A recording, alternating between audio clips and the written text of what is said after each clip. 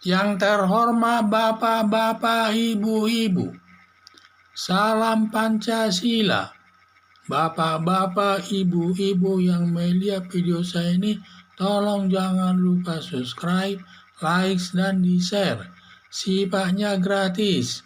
Pada hari Sabtu tanggal 6 November tahun 2021 ini, saya akan mengomentari Mujahid PA212 menuding Prabowo Subianto, Menteri Pertahanan, macan ompong.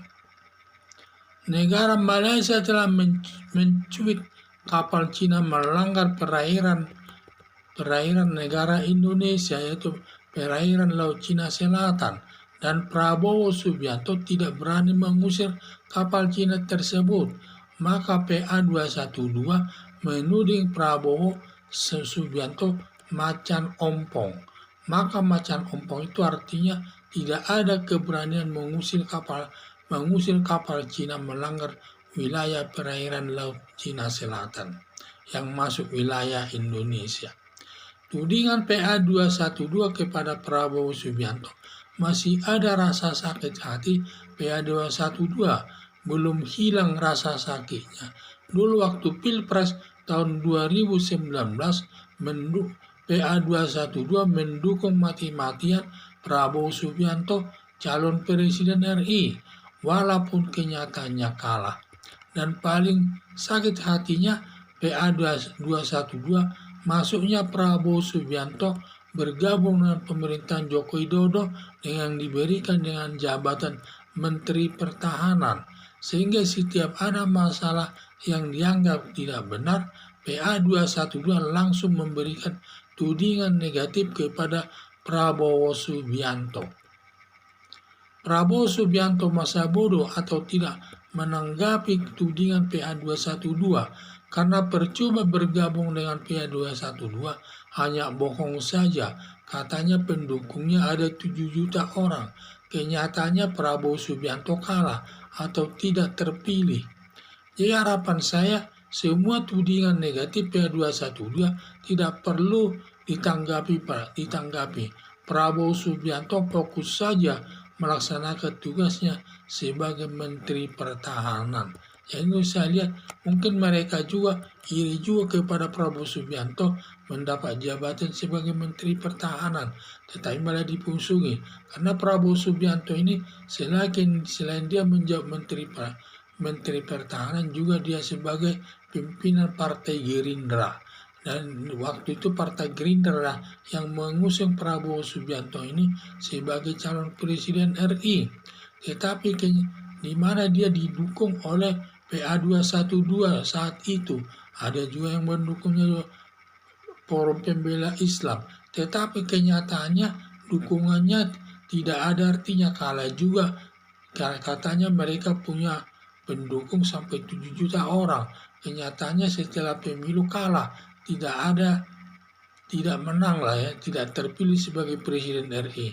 Berakibat Prabowo Subianto tetap ingin ikut membangun negara ini, sehingga dia bergabung dengan pemerintahan daripada Presiden Joko Widodo, dan Presiden Joko Widodo memberikan jabatan selaku Menteri Pertahanan.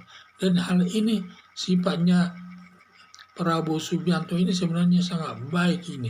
Dia tidak mau mengingat-ingat Prabowo Subianto tidak mau mengingat-ingat lawannya dulu, yaitu lawan calon presidennya waktu lawannya dulu adalah Joko Widodo sebagai calon presidennya.